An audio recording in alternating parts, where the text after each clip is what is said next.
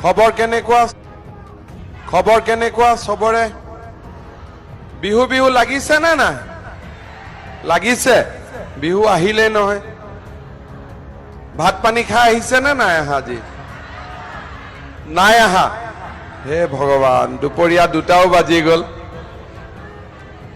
হসাই খোৱা নাই কিবা কিবি আছে না নাই ব্যৱস্থা আচ্ছা আছে বোলে ব্যৱস্থা ঠিক আছে আজিৰ সভাত আমাৰ মাজত উপস্থিত ভাৰত চৰকাৰৰ কেন্দ্ৰীয় মন্ত্ৰী ৰামেশ্বৰ তেলী ডাঙৰীয়া অসম চৰকাৰৰ মন্ত্ৰী সঞ্জয় কিষাণ ডাঙৰীয়া সন্মানীয় বিধায়ক পুনাকন বৰুৱা ডাঙৰীয়া সুৰেন ফুকন ডাঙৰীয়া জিলা সভাপতি কুশকান্ত বৰা ডাঙৰীয়া এজিপি জিলা সভাপতি প্ৰবীণ দত্ত ডাঙৰীয়া আমাৰ ৰাজ্যিক সাধাৰণ সম্পাদক পুলক গোহাঁই ডাঙৰীয়া দিগন্ত পাদুন ডাঙৰীয়া পুলক চেতিয়া ডাঙৰীয়া শংকৰ দাস ডাঙৰীয়া কাজল গোহাঁই ডাঙৰীয়া হৰেণ দেউৰী ডাঙৰীয়াকে আদি কৰি মঞ্চত উপবিষ্ট বিশিষ্ট ব্যক্তিসকল আই মাতৃসকল যুৱক যুৱতী বন্ধু বান্ধৱীসকল আপোনালোক ইমান ফূৰ্তিত আছে মই ফূৰ্তি চাই মোৰে ফূৰ্তি লাগি গল যে বিজেপি জিকিবই আৰু 100% হয় নে নহয় আপোনালোকক ফূৰ্তি দেখিলে মোৰো ফূৰ্তি লাগি যায় মই টিভিত কৈ আছো যে সৰ্বানন্দ সোণোৱাল 4 লাখতকৈ বেছি ভোটত জিকিব এটা নিজিকিলে আকৌ মোৰে লাজ লাগিব জিকিবতো সকলোৱে জিকাব লাগিব ৰে যেনে তেনে 4তকৈ যিমান বেছি জিকা আপোনালোকৰ কথা 4টো মোৰ কাৰণে জিকাই দিব লাগিব 4 লাখ হ'ব আজি আপোনালোকে জানে যে আমাৰ 19 এপ্ৰিলত লোকসভাৰ নিৰ্বাচন হ'ব নিৰ্বাচন কেইবাটাও ফেজত হ'ব আৰু 4 জুনত ইলেকশ্যনৰ ৰিজাল্ট দিব আৰু ভাৰতৰ সকলো মানুহে জানে আৰু আপোনালোকে টিভিটো দেখিছে পেপাৰতো দেখিছে জুনে যিমান আজিলৈকে সমীক্ষা উলিয়াইছে সকলোৱে এটা কথাই কৈছে যে মোদীজী ভাৰতৰ প্ৰধানমন্ত্ৰী হ'বই আৰু 400 সিট পাৰ কৰি মোদীজী ভাৰতৰ প্ৰধানমন্ত্ৰী হ'ব মোদীজী ভাৰতৰ প্ৰধানমন্ত্ৰী হ'ব আমি যদি অসমৰ পৰা অন্তত 13খন আসন মোদীজীক দিব পাৰো তেতিয়ালে আমি অসমৰ কাৰণে বহুত কাম কৰিব পাৰিম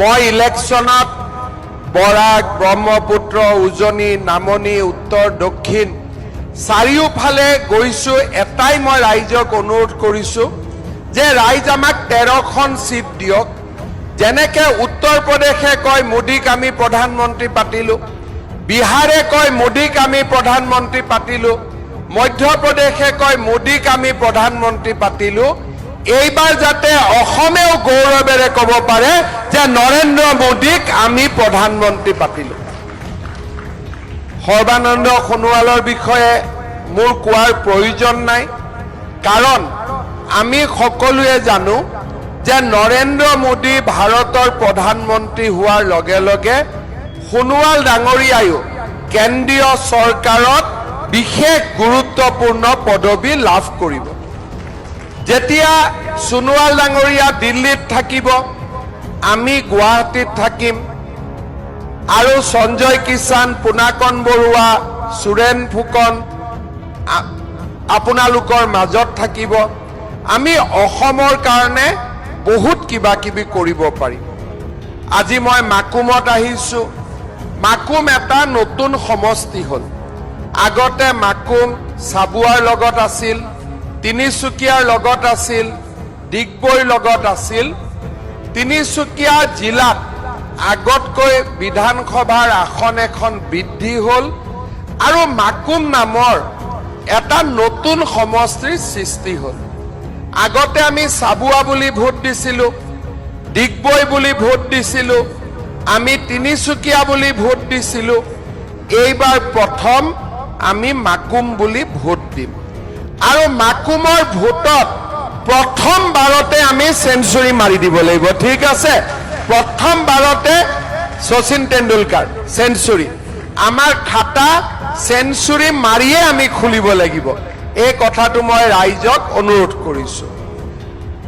অসমত যোৱা 2 বছৰ 3 বছৰ আমি কিমান কাম কৰিছো তাক আপোনালোকক বুজাই কোৱাৰ প্ৰয়োজন নাই।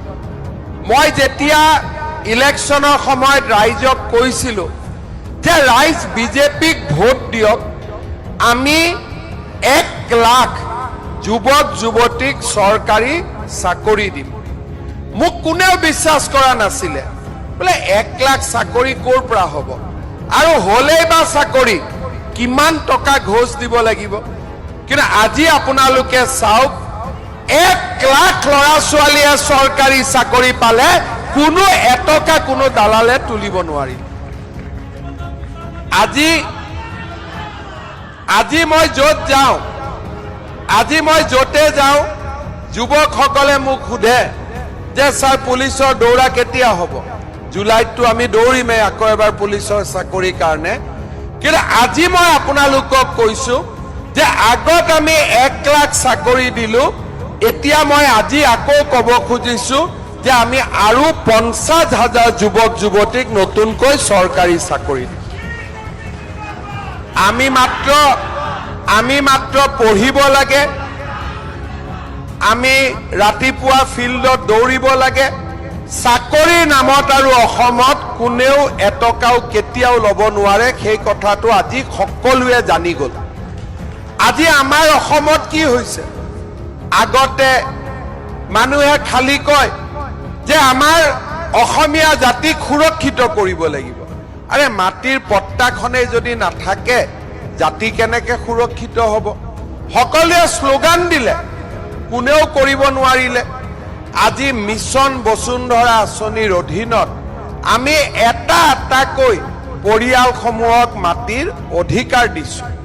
এতিয়া যিসকলৰ কাগজ এতিয়াও আছে ডিচি কোৰ্টত, বসুন্ধৰা 3ত আমি সকলোৰে মাটি বাৰীৰ কাম কাজ কৰি দিম, সেই বিষয়েও আপোনালোকে জানে।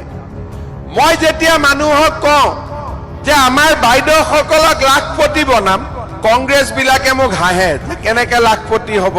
আৰে বাবা, হিমন্ত বিশ্ব শৰ্মা আছেতো, লাখপতি হৈ যাব, টেনচন ল'ব নালাগে।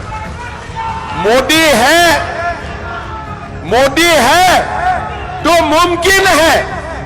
मैं 2-1 मीटिंगत কৈ আছো যে ये मोदी का गारंटी है, साथ में मामा का वारंटी है।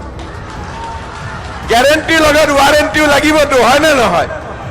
আজি আপোনালোকে চাওক, যেতিয়া মই কলো যে অসমত অৰুণোদয় হ'ব, আৰে কেনেকে হ'ব? ফাঁকি কৈছে, ভোটৰ কাৰণে কৈছে। আজি অৰুণোদয় হ'ল নে নাই? হ'ল। এতিয়া মানুহে এইটো নামানে যে অৰুণোদয় হোৱা নাই। এতিয়া মানুহে কয় যে দাদা আমি অৰুণোদয় পোৱা নাই, হয় নে নহয়? আগতে মানুহে বিশ্বাস নকৰিছিল যে অৰুণোদয়ৰ দৰে আঁচনি হ'ব পাৰে। এতিয়া যেতিয়া 10 তাৰিখে টুপুং কৰি পইচাটো সোমাই যায়, তেতিয়া নোপোৱাবিলাকৰ মনটো বেয়া লাগে, হয়নে? কোনে কোনে অৰুণোদয় পোৱা নাই হাত দাঙকচোন চাওক।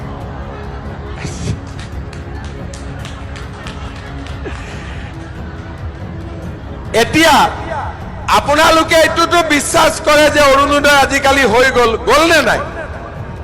এতিয়া যদি মই আপোনালোককো হাত দাঙা সকলোকে অৰুণোদয় ব্যৱস্থা কৰি দিওঁ, আপোনালোকে ভাল পাব নে বেয়া পাব?